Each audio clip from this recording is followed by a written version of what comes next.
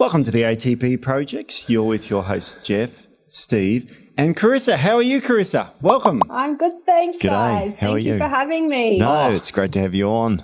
Our pleasure, because we love brains trusts on this show, and you're a massive brain in the area of nutrition. You've been practicing at least since 2015, where you are now, 7 years.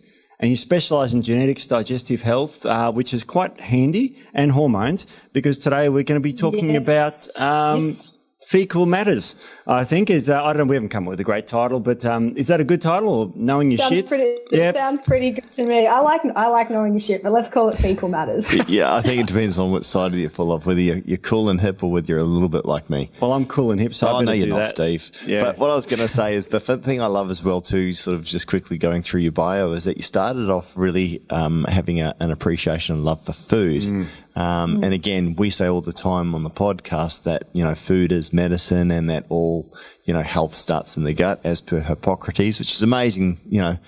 A dude thousands of years ago, sort of worked this out, right? So in terms then, I guess, of, do you want to just talk a little bit about your background, Carissa, how you got into this space, the journey, the evolution, if you like, in terms of how you started working, in the sort of the food industry, and sort of how it came to be where you are now, including up to, being the host of your podcast as well too, with Jessica.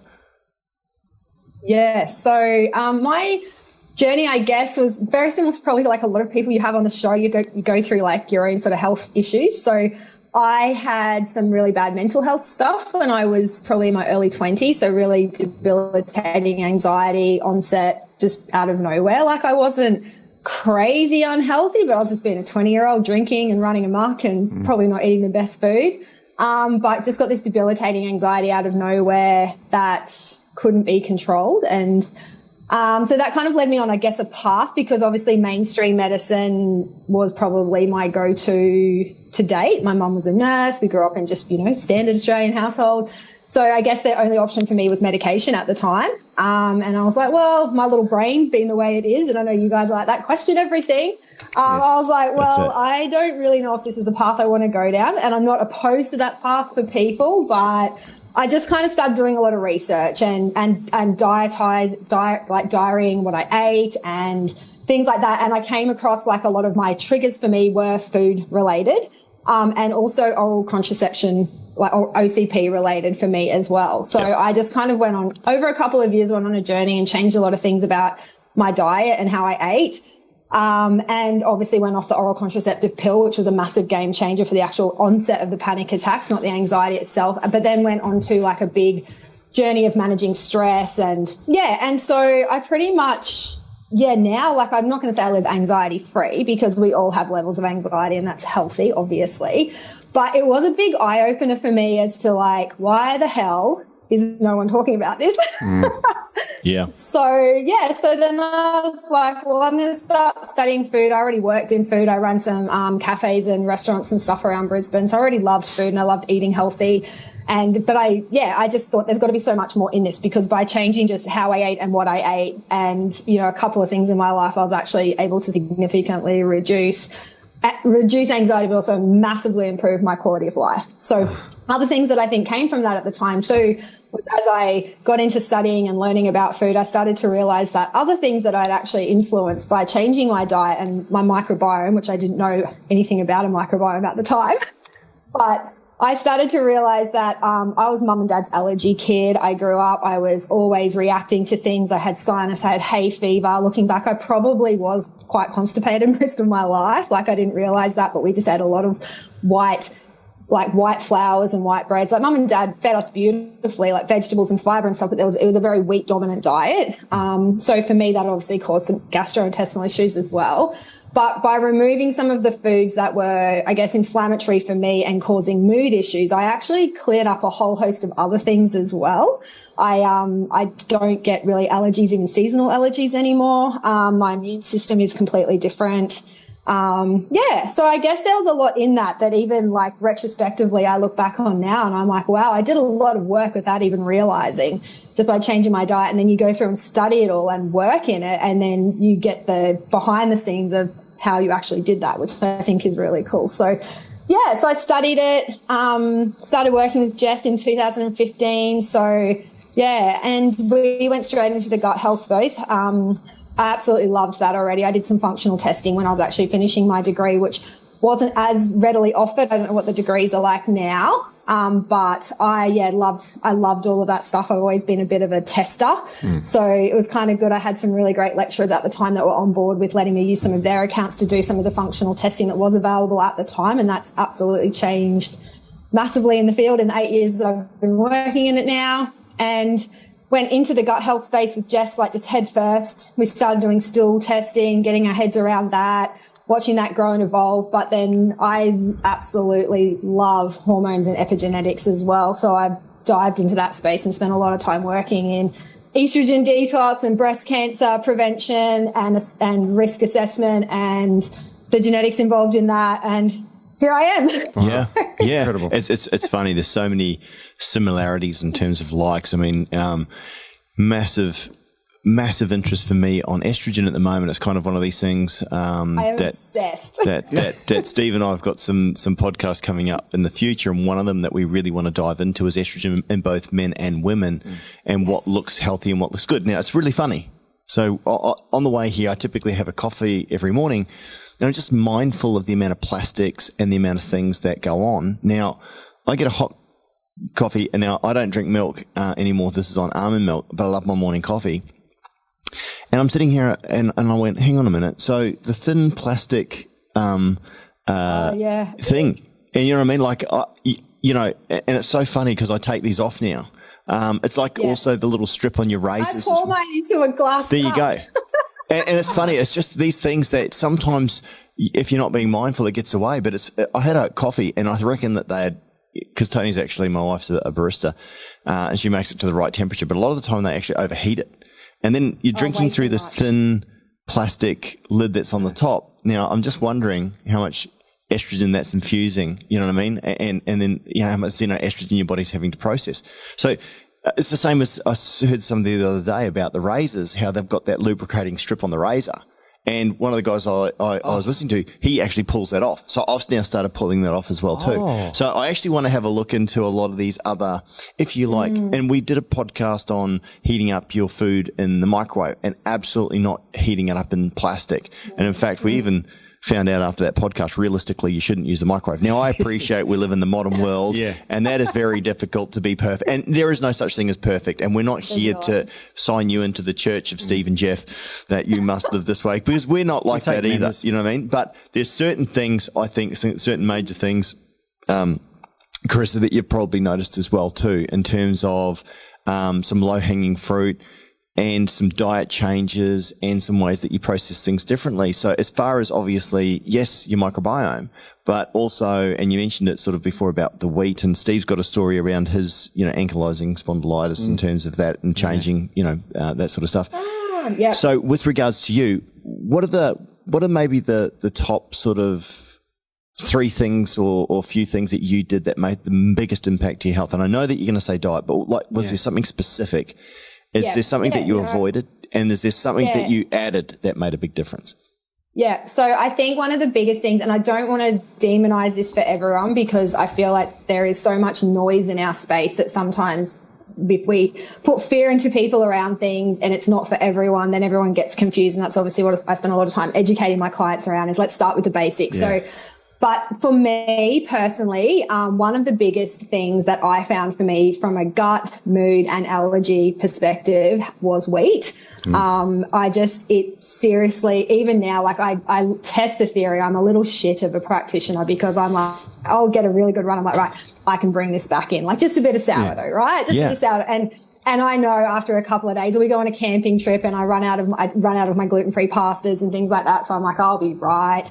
So I know for me, from a gut perspective and from a mood perspective, more so than anything, how much wheat actually impacts me. I also have a subclinical thyroid condition, which I found out on the course of all of my stuff as well. Again, never been managed with pharmacological interventions. I just manage that myself. But obviously I do feel like that can be a big driver for that. And I know the research and jury is out, depending on who you talk to, about, you know, gluten and Microbiome and all that sort of stuff. But I do know for me, massively, just in terms of my, energy, motivation, dopamine, mood states and everything like that, how much if I just change that one thing, the ripple effect is huge.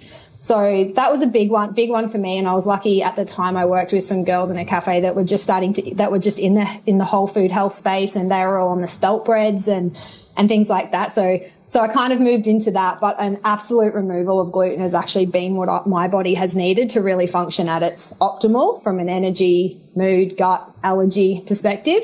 So that's probably one of the biggest things I removed. The other thing that I probably started to really include was protein. So again, I know it sounds really simple, but anyone in practice, I think that you talk to, and anyone who's training, like I reckon I have in a year of seeing hundreds of clients, maybe 2 or 3 that are actually nailing their protein requirements based on their energy expenditure, exercise, obviously same thing. But I feel like protein is something that people really fall short on, and then understanding the need for the balance of protein with your fiber from day to day in terms of your cortisol and insulin balance is massive, because I think if you can really stabilize your insulin and cortisol, you can have massive impacts on your anxiety and your mental health across the day and your energy. So for me, I know it sounds simple, like you remove one thing and include one thing, but the ripple effects are astronomical for me and a lot of the people I work with. So does that answer the question enough? It does. And I love that 80-20 rule, because typically what you'll find, absolutely, and there are nuances and things that you can go down and where you can tweak things, but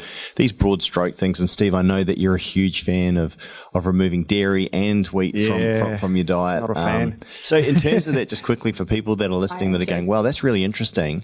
What did you switch in? Like you mentioned spelt, but what else? What did you switch? Because I mean, oftentimes people go, right, I'm not going to eat this, and then I'm not going to eat bread, and then they're going, what do I have instead? And how do I structure my meals, right? And again, there's lots of different people. I know myself, and Steve and I were just talking about this recently, is that I get excellent results using more of a ketogenic based diet and removing carbs out. But it's not for everyone, right? So I appreciate that as well too. But in terms of yourself personally, when you took that out, did you swap something in? Were you mindful to put something in its place? Yeah, I definitely was. And I think because I realized the importance of having adequate complex carbs in terms of blood sugar stabilization for me and anxiety, like what I've realized over the course of working on my own mental health is that an insulin spike and drop can feel a lot the same as an anxiety or panic attack in the initial onsets. Right. And so even looking back over my journey, I'm like, was a lot of this actual anxiety, or did I have a blood sugar drop that brought on a panic attack? And I think when you actually get into working with this space with clients and things like that, sometimes when I have chats to clients and we really look at their diet and we really look at where panic attacks and things are coming in. Anyway, and I'm totally going off track here. I do that. No, not at all. So for me, carbohydrates were definitely something I was mindful of making sure I still had in my life. So I started switching to spelt and rye-based products initially. So obviously they're all still really easy to get. There's some beautiful bakeries around Brisbane that focused on the more whole grain versions of those. But then I just kind of went straight into all of your beautiful gluten-free grains. When I got to the stage where I'm like, well, I'm going to completely remove gluten and see how I go off that. I'd still kept oats in for a period of time. So obviously your whole grain oats, they were fine for me, and still are in moderation. It's not something I eat a lot of, but I do focus heavily on a lot of the whole grain, gluten-free pastas. So things that are variations of like your buckwheats and your quinoas and your rice. Rice itself, I think, is a bloody amazing underrated carbohydrate. Mm-hmm. Yep. I love rice. Sweet potato, and then getting into some of the other kind of like other grains like your millets and your teffs. Personally, for me, I need more complex carbs. I do quite a bit of exercise. So I do find, like I definitely keep an element of carbohydrate in there with definitely my breakfasts and my lunches, and that's what I've sort of substituted in. So perfect. It's good. So one of the things I always like to find out is, what do you eat for breakfast? Because I reckon breakfast is one of the hardest meals for a lot of people when they're sort of. Yep. So what would you have for breakfast? I have 2 breakfasts. Yeah, yeah. Okay. Second breakfast is like a hobbit. It's like Homer Simpson when he discovered a meal between breakfast and brunch. You know, so you've discovered that. Terrific. I've discovered that. So what do you eat for breakfasts then? My breakfast. So I always have a smoothie, because I am very protein focused as well. I love to make sure for me, and for me personally, I do really well if I get a good bulk of my protein in before mid-morning. Yep. So I'm usually aiming for somewhere between, I'm going to say around 45 grams of protein before I even get to lunch. Wow. So for me, what that looks like is I will always have, and I do get up early, guys, too. Like I'm a 4:30 a.m. So join the club. Yuck. Yeah. Keep that. You guys can keep that. For me, my partner's the complete opposite. He's like, would you go away? Isn't it so funny? It seems to happen all the bloody time. My wife's the same as well too. She's not up at 4:30, but she's typically up at 5 when she's training. So, yep. Yeah, I'm with her. So for me, I figure like if you're awake for 6 hours to 7 hours before lunch, you do need 2 meals. That's my justification. Yep. Anyway, so I definitely have a smoothie. I use a good amount of protein in my smoothie. I use like some fruits, so berries, banana, mango, whatever's in season. Again, careful not to overload on sugars and fruits. Definitely more protein dominant. Add an element of fat. I don't have dairy either. So for me, it's usually like a good nut-based milk that's not jacked with all the oils and some of the other crap that's on the market. Yes. And I might just chuck a few other little things in it. So my smoothie is probably my first thing, because when I get back from my training or my big walk or run or whatever I've kind of done, like that really works well for me post-exercise, getting those amino acids in quite quickly. And then, so that's usually probably around the 6:30, 7 o'clock mark I'm having that. Yep. And then probably around the 9:30 mark is when I actually have a more like something that's a bit more edible. So for me, again, it is protein focused. So it's usually like either 2 boiled eggs, some fish or something like that, with some fiber, so some veggies, and then an element of more complex carbs. So my smoothie doesn't have a lot of complex carbs. It's usually more definitely protein and fat focused. And then that's my complex carbs come in around mid-morning with some more protein. And that holds me through to about 1 o'clock, and then I have my lunch. Lovely. So. Oh, that's awesome. Yeah, it's always nice. And people are always interested. Okay, what do the professionals eat?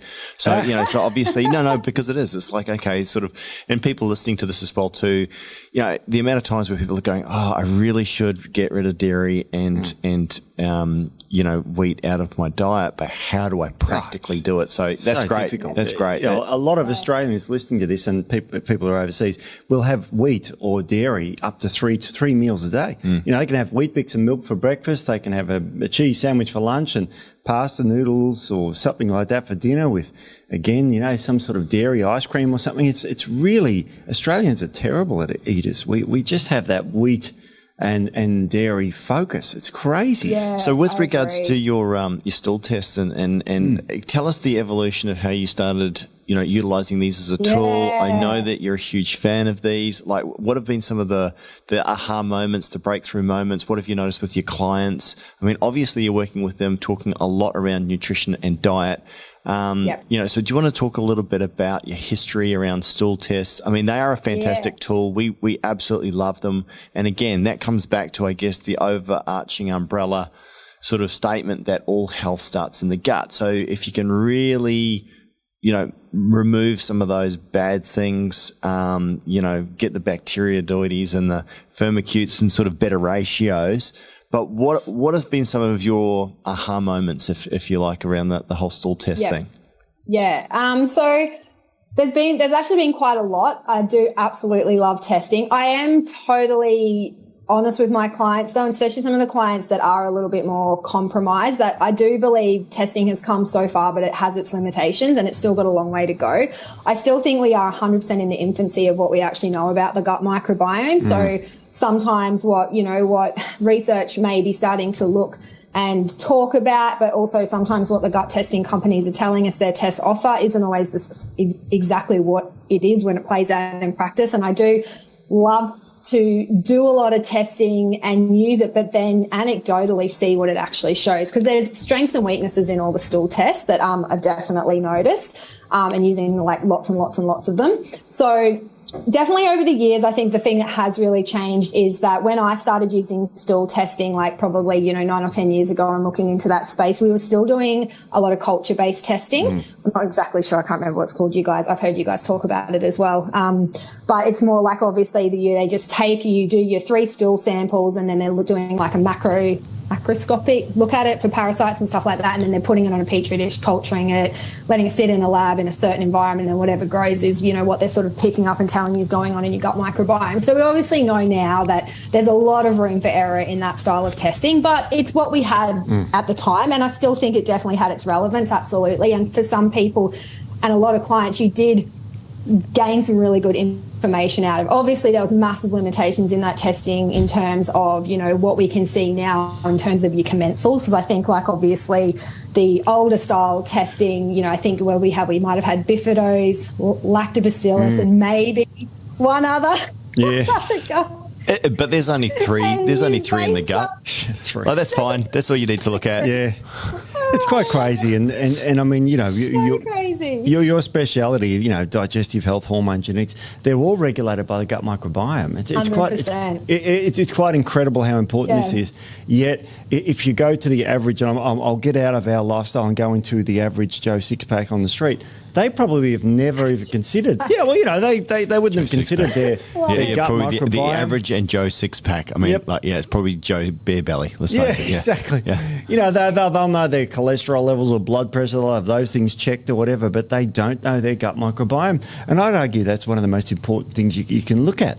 And it's modified by so many, healthy diet and exercise, and even sunshine changes your gut microbiome. So it's radically changed by not just your diet, but also stress levels. You mentioned stress levels. Yep. You mentioned before about, anxiety and all that sort of thing. That can be driven from the gut too, of course. Most serotonin is made in your gut. Yeah. And serotonin is a neurotransmitter that's really makes you feel good. And I mean, in your clinical practice, so who would you test? Who would you recommend gets tested for a stool test? Yeah, so it honestly does depend. Some people come in, and because obviously we've got a bit of a reputation in the industry that we are, we do love our testing, and people have listened to our podcast and they're like, I just want to come in and do a gut test. So there's people that come in and that's specifically what they want. And then there's people that come in and they might not know much about us, but they've seen some other practitioners. They have already done some gut testing, and then there's people that come in and their gut's a total mess, and it helps us kind of see the forest for the trees a bit as well. Honestly, I think for health, like if you're interested and you want to know, anyone can do a stool test. I do think you've got nothing to lose by learning more about your microbiome. You've only got things to gain. So if I have clients coming in and they're interested and they want to spend the cash, or I think they need to spend cash, and I'm absolutely recommending they do a stool test for sure. There's different types of stool tests though, and I think sometimes this is where having a consultation with a practitioner, it can be a good idea, purely because there's some great tests on the market, but there's a lot of crap as well with everything, as we know. There's probably one really good direct-to-consumer test, which is are we allowed to say names on here of testing companies? Sure. Yeah. So probably the best direct-to-consumer test on the market would be the Microbiome test. So if you're someone, they do the metagenomic testing, they are really, really, really up to date with their research. My God, they're up to date with research. Their test is, and in ballpark of pricing, it's a well-priced test. There's other tests on the market, probably for the same cost, which I think it's around $350 to $400 at the moment. That probably doesn't give the level of information that the Microbiome test does. But then beyond the Microbiome test, there's obviously like your doctor's data, GI360, your Genova Diagnostics, their tests. So their tests, again, like they kind of overlap the PCR technology, which is the way stool testing has gone, which is obviously the genomic testing and looking at all of that. They overlap that still with a little bit of the microbial culture testing, because my understanding is, and definitely what we've seen, is that if you go straight PCR testing at the moment, you don't pick up sometimes a lot of the pathogens.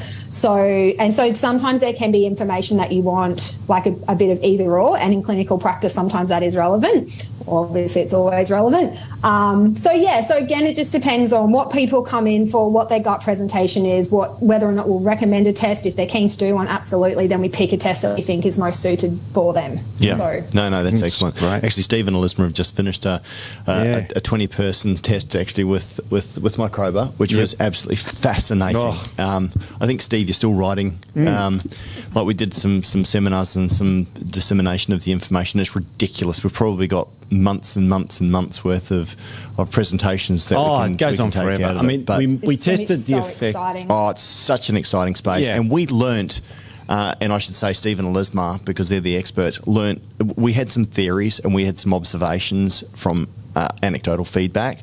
And oh my gosh, it was so much more than what we actually thought. And the excitement in the space, I definitely agree with you. I think we did a podcast a few years back where we said the more that we understand the gut, the more that we can actually manipulate it in a good way, like get it back to nature, because we always say nature knows best. Yeah. I agree. I think the expression of that then is going to take us back to being fitter, healthier, live longer with less disease, getting rid of the lipid polysaccharides. I mean, like, just amazing stuff. And we're starting now to prove that. I guess the thing for me is that whether it comes down to disease states, which a lot of people focus on, the other thing I'm interested in is working with athletes to improve performance as well too. Cool. You know, there's so much amazing stuff there.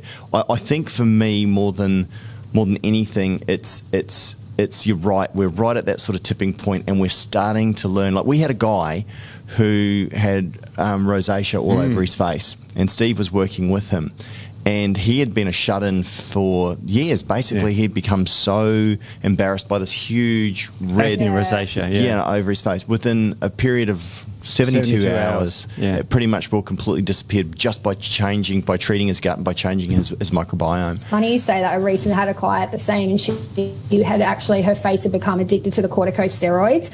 So we had to put her. Is that what they put on the face? It's the steroid creams. Yeah, they do. It's a 1%. Yeah. It's called. I won't mention a brand name, but it's 1% corticosteroid cream. Yep. So same thing. She'd had rosacea so badly. She'd been on these creams for so long, and then obviously tried to detox herself off the cream. But then the rebound effect was freaking horrible. So we obviously did some dietary interventions, and I'm sure we probably all know what they are, but I'm not going to say it because then everyone with rosacea might, anyway.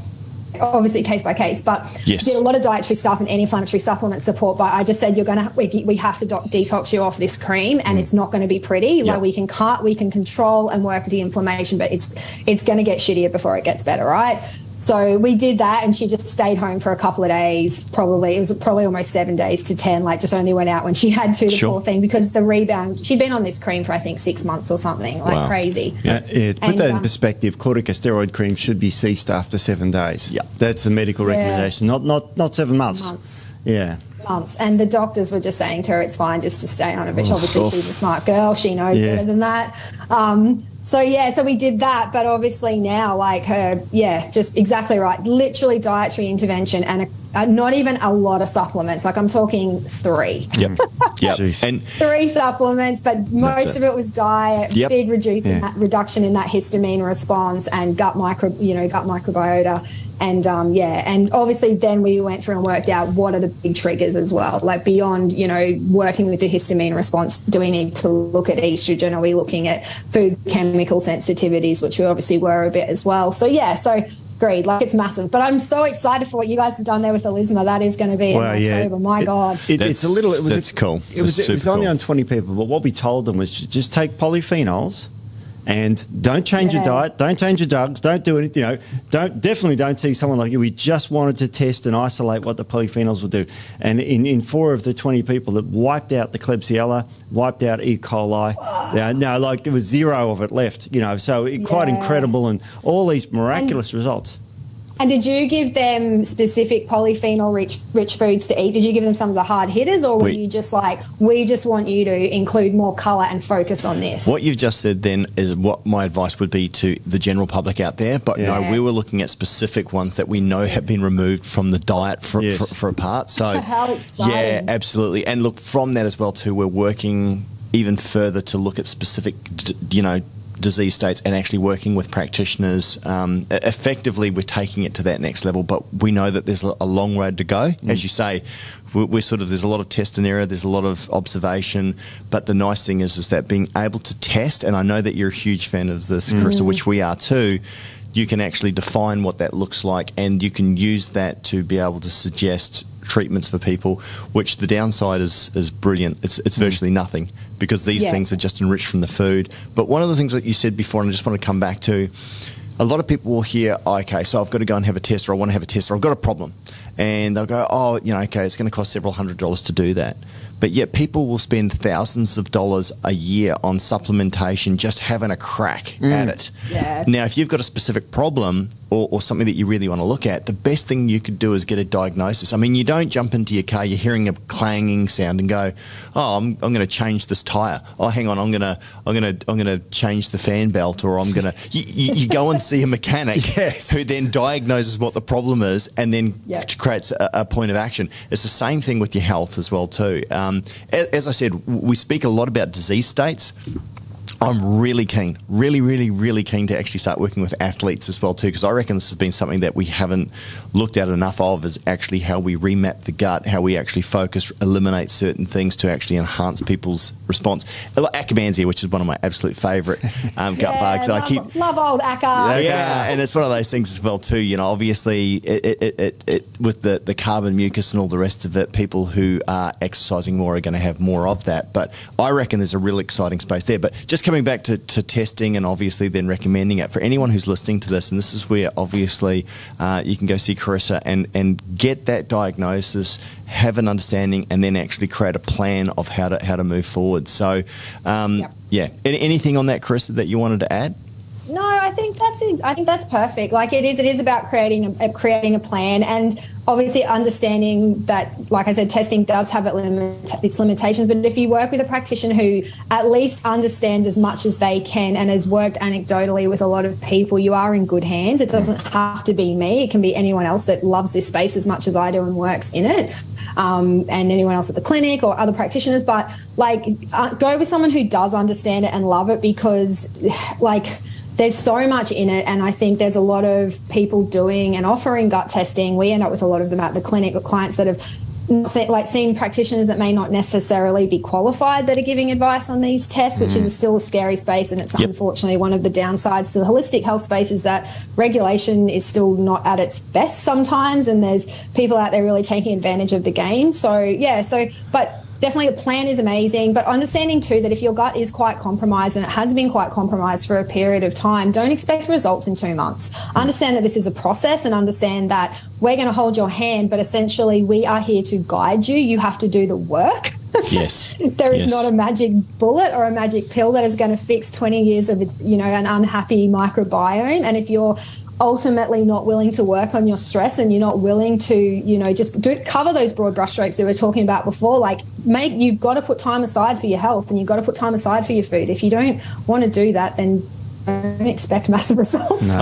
I call it the microwave society, because right now as we expect instant results, we turn the TV on, we jump in the car, and I think for a lot of the times as well too, you talk about this magic pill idea as well, is because a lot of the time people would go and see health care practitioners, whether it be traditional doctors or what have you, and a lot of times it's like, here, take this pill, and people start feeling better immediately, because it's masking the issue as opposed to actually dealing with the root cause. So this is kind of part of the psyche, I think, that we've got to break away from, is that you can't, as you said before, you can't fix years and years and years of abuse, that's led to a chronic disease state in a matter of a day or two. I mean, we've been fortunate, like with the guy with the rosacea, but that's an exception to the rule. Typically, these things take a long time to fix, but it's definitely worth it. The other thing. Oh, sorry. I was just going to say as well, the other thing, even just with the guy with rosacea, a lot of those times those people are willing to do all the work. Yeah. You have your A+ students that are like, yes, I'll manage my stress, and they do all the things, and they do get amazing results quite quickly. But I agree, they are sometimes the exception and not the norm, and there's a lot of work that has to be done for people. So, yeah. It's great because, I mean, you mentioned doing the work in that, and I was on your Instagram page, which is terrific. I love all the stuff on there, especially the pictures of your dog. But I found a quote.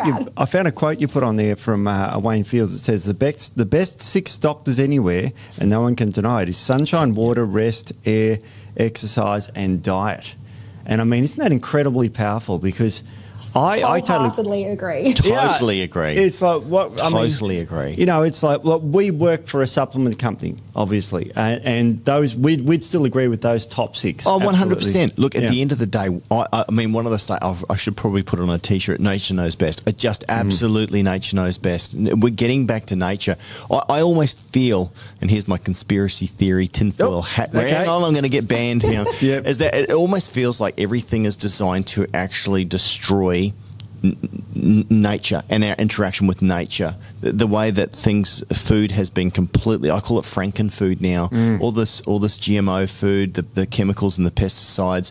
And look, I understand that we live in a modern world and you can't completely separate. As we sit here right now, Steve, we're surrounded by, 4G, 5G, I don't know where we are, but you know what I mean? Like there's all sorts of, chemicals and all the rest of it. Are those plants on the wall real? Are they helping offset any of that? No, fake ones. No, they're fake.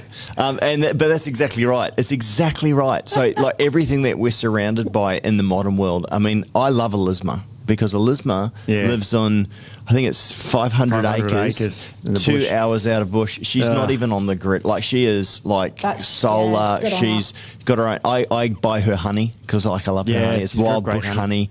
But like, depending on obviously where you are, for the modern guy or girl who's living in the city, who's surrounded by the stuff all the time, don't capitulate to everything. Go, okay, what can I do to help offset it? Antioxidants to obviously look after the free radicals and, eating better, exercising. There's certain things that you can obviously do to offset it. But I with that statement, sunshine, I mean, I say to people as well too, if you're feeling down, depressed, not feeling particularly well, and I know this sounds very throwaway advice, but go spend some time with your loved one and watch a funny movie. Just take an immediate break and go away for a long weekend. Go for a walk on the beach and just detox from the stresses that constantly bombard you.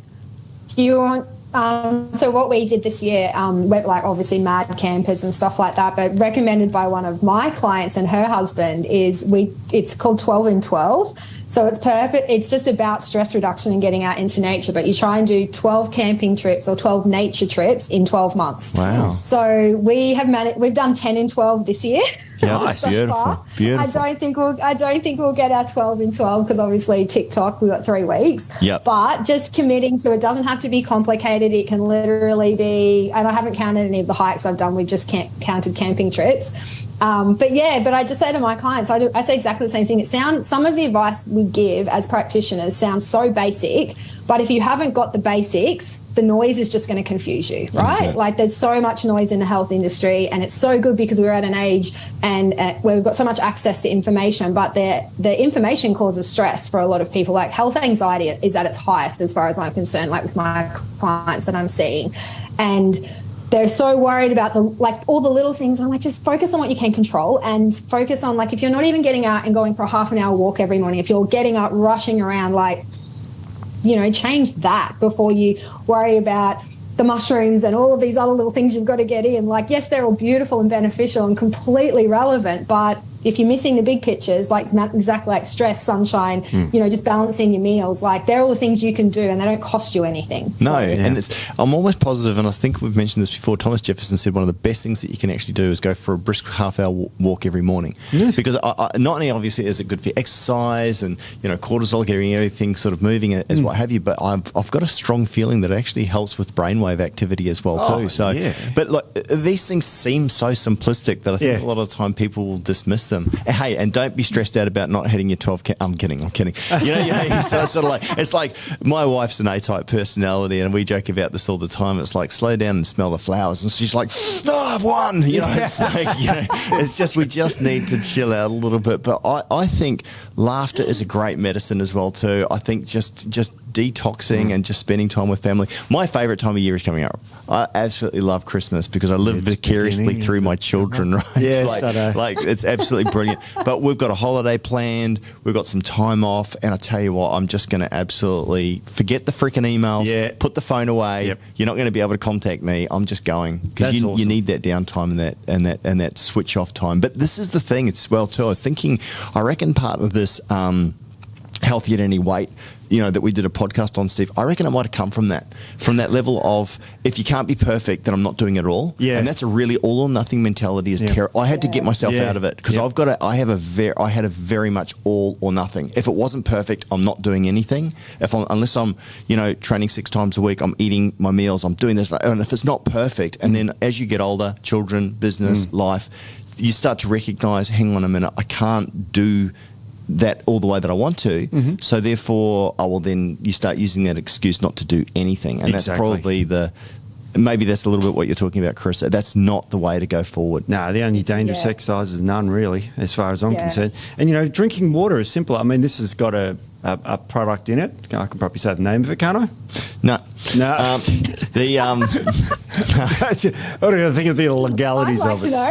Yeah. We'll tell you off camera, and I'll tell you about the study off camera. You can, Steve. I laugh. We made getting deplatformed popular before even Trump got deplatformed. So we got deplatformed. I won't say what it does. Apparently, we can go back on Twitter, which is great. Oh, really? Wow, yeah. So you guys banned from Twitter? No, we were banned from saying anything about anything. It's a story. We'll tell you about it another time. But we were banned. We were deplatformed. We had to change the whole structure of our company. This is a water, but it's got beauty in it, which is a product, and that's what I'll say about it that I don't really need to take.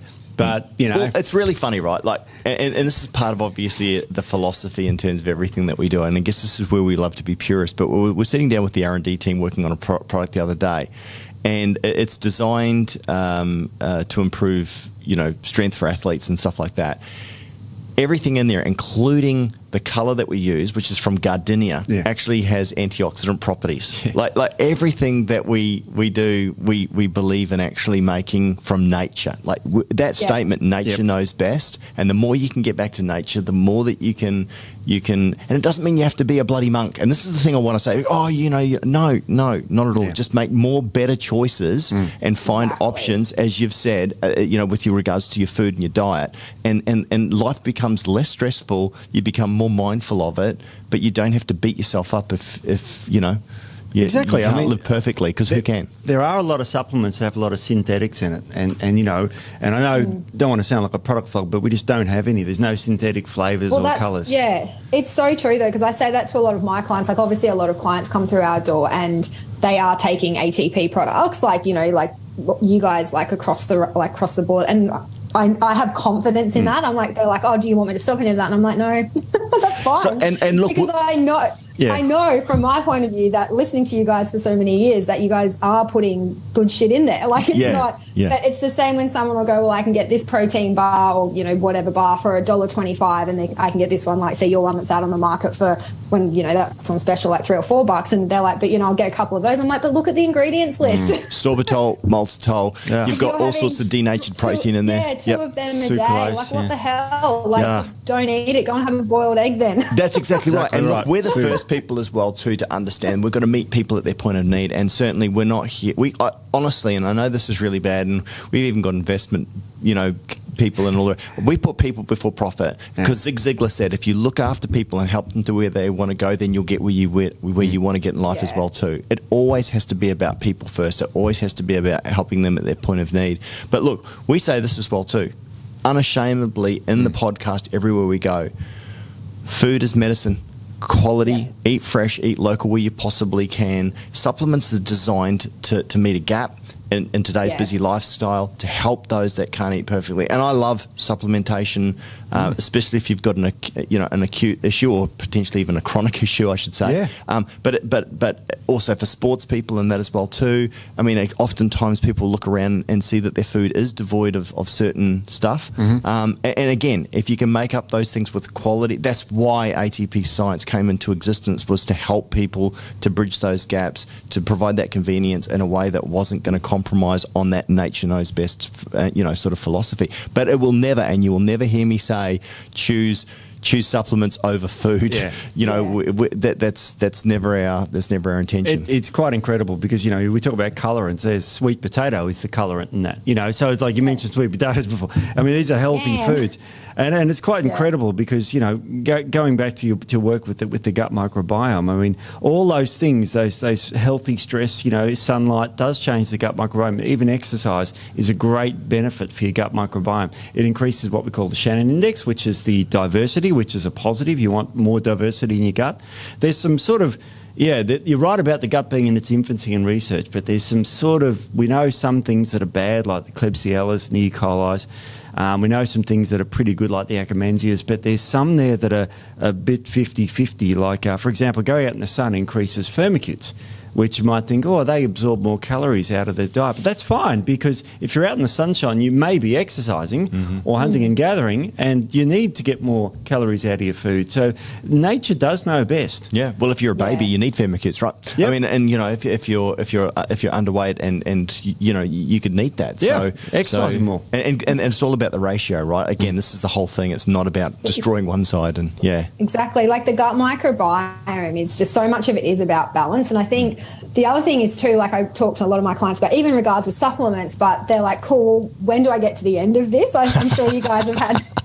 But the thing is, like, once you start working on your health, I'm 20 years into, I've probably been working on my health longer than that, but when I really started focusing, when I had my gut ache, I'm 2 decades on now. Yep. And I'm still loving it and learning and changing things. And what worked for me 20 years ago does not work for me now. Like, there's things like, you know, obviously the underlying fundamentals, yes. But as my exercise changes, as my body composition changes, as my estrogen metabolism and heading into perimenopause, as all of that changes, my, you know, what I'm doing and what I'm taking changes.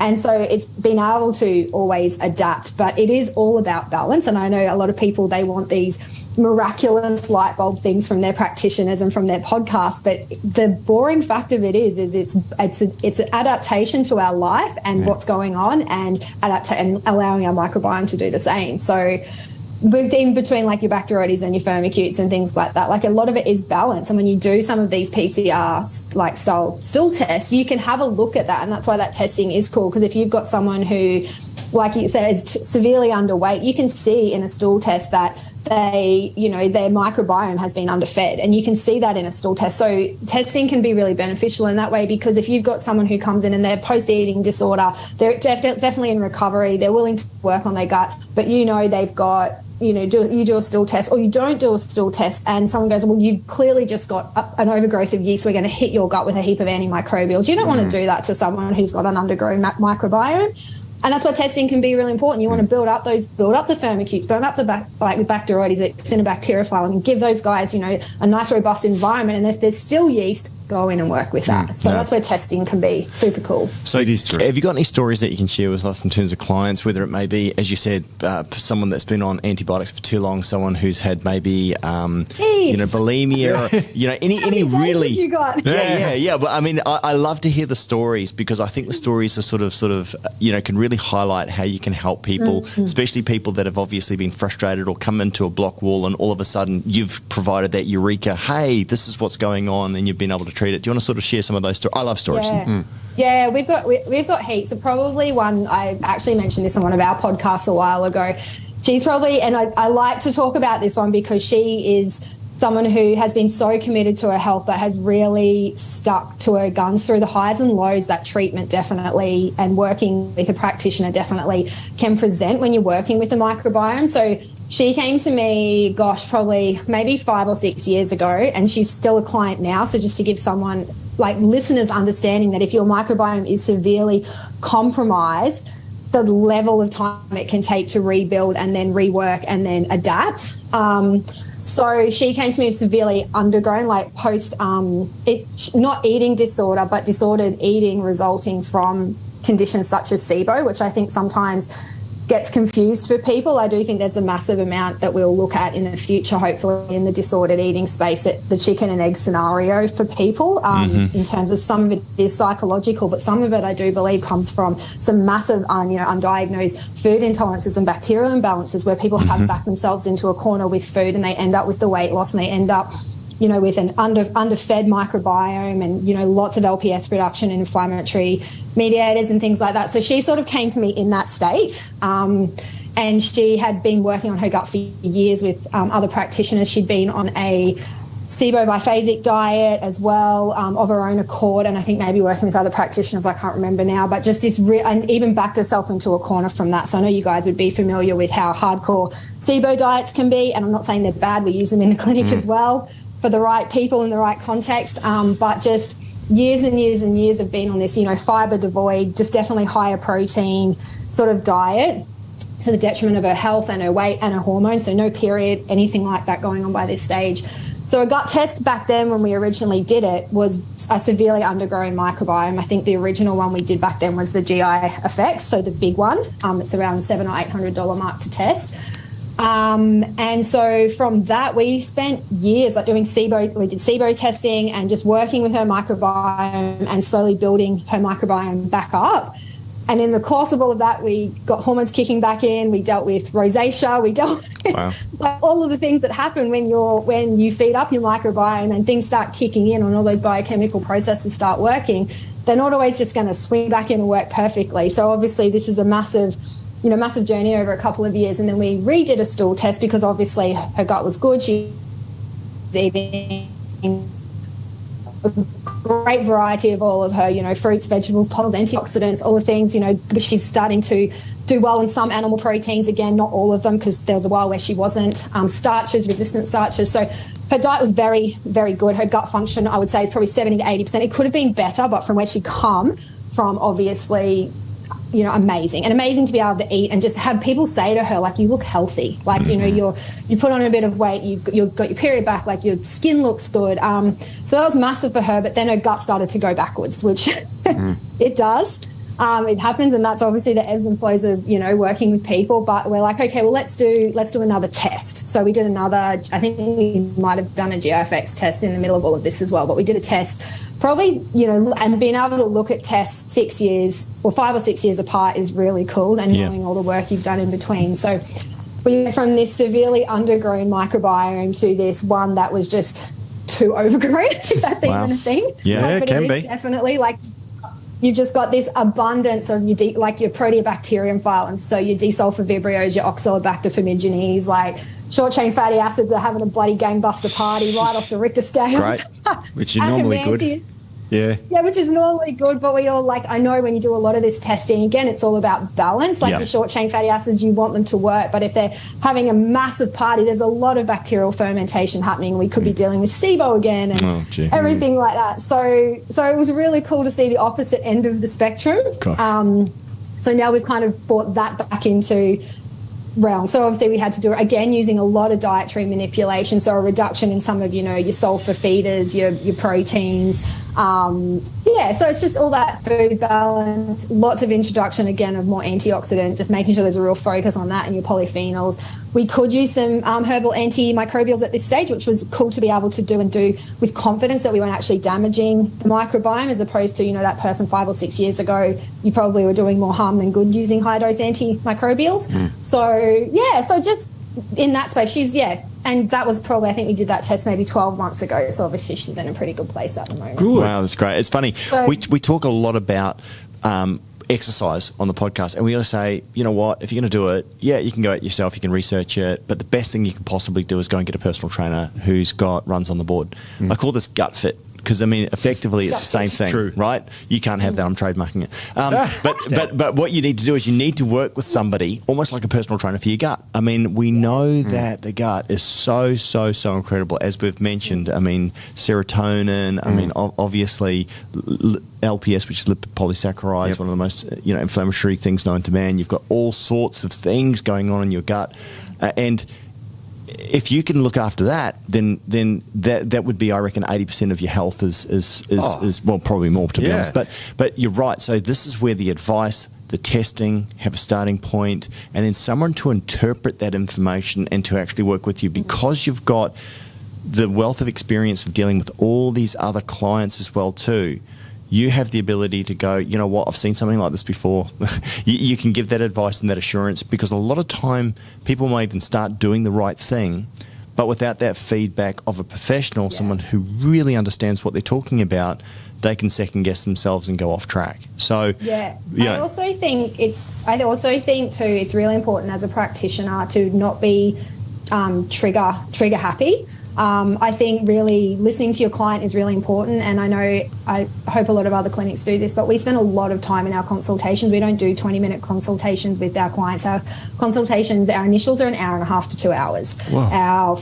Our follow-ups are 45 minutes to sometimes an hour and a half, and that's purely because the beauty and sometimes the biggest thing you need, you don't hear until 45 minutes into the consultation. It's that ticket piece that you're like, fuck, that's what I missed. Yes. Or that's what I needed to hear. And I think as a practitioner, like, I would rather see 5 clients in a day but know that I've spent that amount of time with them to pick up everything that I needed to, than see 20 clients in a day and miss some of the biggest things that I needed to hear from them. So wow, that's amazing. That is amazing. I don't hear too many people doing that. Yeah, I just also think too, like our jobs are so mentally demanding. Like, far out, I couldn't see 20 clients in a day. I'd have a nervous breakdown. No, and I get it. My stress. No, I get it. Actually, the funny thing is that most of the time I feel like that after a podcast, especially if you've got 2. Like in the afternoon, I'm just walking around like a zombie, because you're really listening and you're really trying to understand, and you're right. As you're effectively, a practitioner shouldn't be a tick and flick. Yep. Not mentioning any other professions. Shouldn't be how many do we cram through here so that we can get our thing on the way out. What is it, the Medicare? But I think in terms of that embroilment, because realistically, if you are a trusted health carer, really, then you're right. It's the devil in the details. Sometimes that's the word I was looking for. Devil in detail. Thank you. It's so funny because there's a doctor called Dr. Patch Adams. I don't know if you heard of him. Yeah. I did some talks with him about 10 years ago, and he used to see 2 patients a day. Because he said, and I said, oh, what? That's pretty slack. And he goes, no, about 4 to 5 hours each. Wow. He said, I don't get to know the disease, I get to know the people, and he has to treat the people, not the disease. Of course, it's from irrelevant. The famous movie with Rob Williams. Rob Williams, right? I can't remember what was, because I spent a few days with him. I can't remember what I remember from the movie. I remember talking to Patch. Yeah. All I remember about Patch is about 6'6", huge, tall guy, long hair. I didn't know that. Was he that tall? Oh, he's way taller than me, and I'm 6 foot, but super tall. Wow. But and hair. He had red one side and blue the other. It was the Gesundheit. Gesundheit. Which is just to make people. And again, he used humour and that's it. I love that famous line from the movie, which is if you treat the disease, sometimes you win, sometimes you lose, but if you treat the patient, you always win. He sort of says he doesn't really care about the disease. It's semi-irrelevant to how he treats. And I said, oh, what were the, did the movie ham it up a bit? Were the doctors that bad? He goes, no, they were worse than that. Wow. He said they just treated me like dirt because I was just so, and frankly, for as far as doctors are concerned, he is pretty weird. He's even pretty out there for natural therapists like us, but because he'd have, someone in the audience asked him why he's got 2 different colours hair, and he said, look, I just want people to talk to me so I can help break down the barrier. Yeah. I'm not just some coat. Yeah. And how many times have you heard that? Just talk to the coats, right? Yeah. It's like, no, you're talking to a person. Yeah. And this is so funny, isn't it? Because I guess this comes down to this question everything, Steve, that you and I both fundamentally believe in, is that at the end of the day, we're all people. We need to connect. We're not living our own little bubbles. Yeah. And it's that level of professional care that actually comes from a connectedness. And I know that sounds very ethereal for me because I'm not a touchy-feely sort of a hippie. You know what I mean? I'm just not. Yeah, I totally am, so I'm totally down with what you're saying. Right, but it's true. It's true. It is true. And I don't want people to dismiss it because they go, oh, that's just hippie talk. It's not.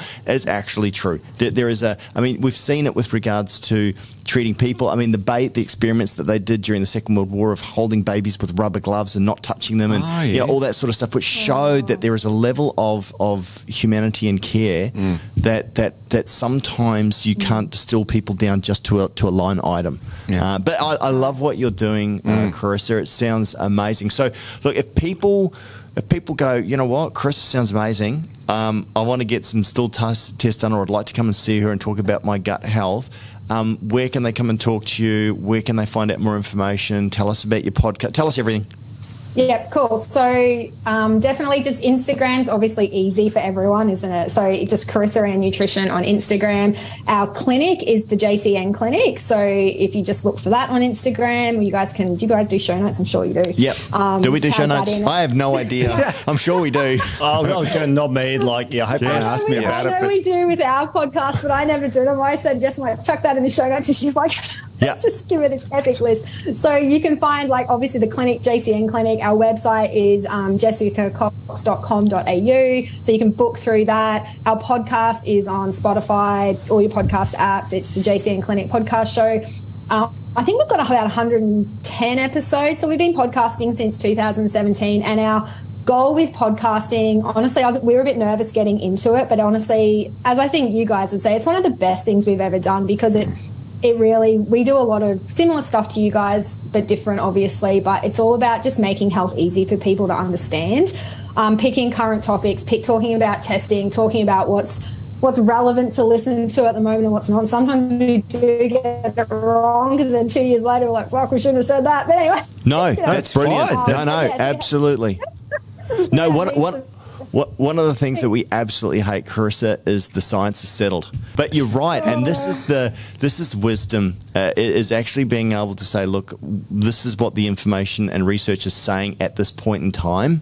But then when new information comes to light, it is humility because you care about your clients and the truth over your own personal reputation, which actually I think improves your reputation because you're prepared to say, you know what, And even with your clients, like I learn so much from my clients, like there's so much you can read and research. I'm a podcast junkie. Like I love walking around listening to everything from nutrition. Our podcast, I hope. Yes, definitely. You guys have That's been it. like, when Lauren emailed me, I was like, oh shit, this is like fangirl moment. Hey, you know who we've got on our podcast tomorrow? Since you guys are getting into the hormone space, is Dr. Carrie Jones. Oh yeah, she is. Yep, she's Is she an endocrinologist or is she just a special? She loves the hormones. I'm not sure if she's an endocrinologist, but I do know, she was like definitely massive hormone nerd. She was the head of Precision Analytical, which is a Dutch podcast. Dutch test, sorry. I don't think she works for them anymore, but I'll find out tomorrow. But anyway, so this is like fangirl week for me. I've got you guys and her. No, look, as part of a community, again, that I think genuinely we just want to connect with people who genuinely want to take science forward in terms of the natural health and helping people, which obviously you guys are doing in spades, and it's fantastic for any of our listeners because we don't have that interaction piece that you do, and we trust you guys, and which is why we obviously want to give you guys a shout out so that if anybody specific, you treat people from everywhere, right? So it's not just Brisbane. You can do online consultations. We're definitely online majority of the time, especially since COVID. So definitely Australia-wide, and we've got quite a few international clients as well. Right. So brilliant. So you'll be able to see that in the show notes as well too. But just again, a website for those that are maybe driving at the moment and just www.jessicacox.com.au. Perfect. So you can go there as well too. And you can link to the podcast on that too. So I know everything's on the website. It's good. That's how I listened to you the other day. So it was good. Yeah. So I Have know. You listened to one of our podcasts? A few of them, they're great. I love the I've got one of my favourite segments, Carissa, that I want you to participate in because you're very Australian. And I like this because it's had, here we go. So I want to know what your favourite, and I love this because we actually get a large percentage of our listeners listening in from the US, right? So can I say something really quickly? You know what cracked me up? I was listening to one of your podcasts the other day when I was out walking. It was the weird gut questions one, and I don't remember anything about the bloody podcast, but goon bag. I love mate. Who doesn't love a goon bag?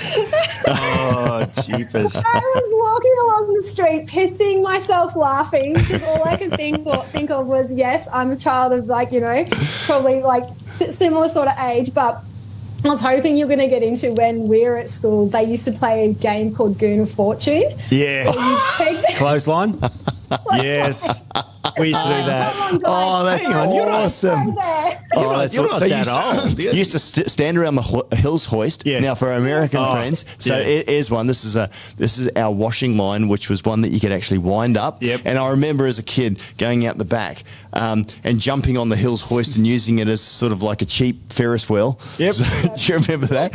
Right. So this is distinctly Australian, and I like that goon of fortune. So then what you'd do is you'd tie a goon bag. Everybody would stand at certain points. You'd spin the hills hoist. Whoever it lands on has to skull. Oh, that's awesome! I love that. I can't remember. That's like going back to my 16-year-old days. I thought that thing wasn't done anymore. Like They didn't have goon bags back in the 1700s, Steve. Yes. But I think that's interesting. So, all right. So, do you? I mean, is that what we're going with, Carissa? Is that your Australiana sort of memorability? Do you have any words, or do you want to just leave it at the goon of fortune? No, what was the question you were going to ask me? What is your favourite colloquial Australianism? I guess. What is your favourite Australian word? Like, it's funny because this started with a conversation with Tony and I, and we were just mucking around. I was getting upset with her, and she called me a dickhead or something, and I said, shut up, you bush pig. And we just then killed ourselves laughing for ages, right? Like, it was tongue in cheek, right? But it just threw me back to the 1980s when I was at Springwood High School. Yep. You know, look at that bush pig, you know? It's like, you know, and they were talking about me. But I'm joking. But in terms of, is there any Australiana sort of words? Because I want to bring back the biff, like they used to say in the football. Remember that? You know, so I want to bring back the Australiana. One of the things I'm afraid of is that we become little America. I don't want to become little America. I mean, I love the Americans, but you know what? We're Australian. Yep. We're totally Australian. So I've got quite a few. Yeah. I do have something that it just makes my dad spit his beer across the table. Yeah. Where we're like sitting around, and it's piss off you wanker. Piss off you wanker. You know what? I don't think there's anything more Australian than piss off your wanker. Piss off your wanker. Yeah. We used to sing at the cricket. Hadley's a wanker. He was not. I know. Willie was a wanker. But he and then New Zealand, because I grew up and I left Australia. Yeah. And we used to have our light brown and dark brown one day. There was the most terrible uniform ever for playing cricket. Terrible. But Lily and Thompson, specifically Lily, it was like, we used to say, come on, Kiwi, come on. And you guys used to go, come on, Aussie. Aussie. Yeah, you stole it from us. Did we? We invented the pavlova. We so didn't. Yeah, and you guys were the piss, you know, Hadley as a wanker. We used to say Lily as a wanker. Oh, so right. we invented that. You guys just stole Lily was it. probably older than Hadley, so you could be right with that one. Anyway. Jeez. Can I just say, being cricket fans, you guys will be really happy to know that between myself and Steph, our receptionist, we actually had the cricket live app and KO set up in the office. Oh my gosh! Oh my gosh! That's awesome. That is awesome. You guys are quintessentially Australians then. We are, Steph and I definitely, we both love a beer and we love the cricket. Yeah, so when that's great. Because as we're recording this now, and you know it'll be history, but day one in Perth, Australia's on top at 2 for 294. Now, how the hell do I remember that? While we're talking all Australia, and I know this is going to come out, you know, probably with Christmas holidays, I'm not sure, but Australia's just made it right through to the round of 16. Oh yeah, in the World Cup football, right? So we just beat Denmark. Mind you know who we're bloody well playing now. Argentina.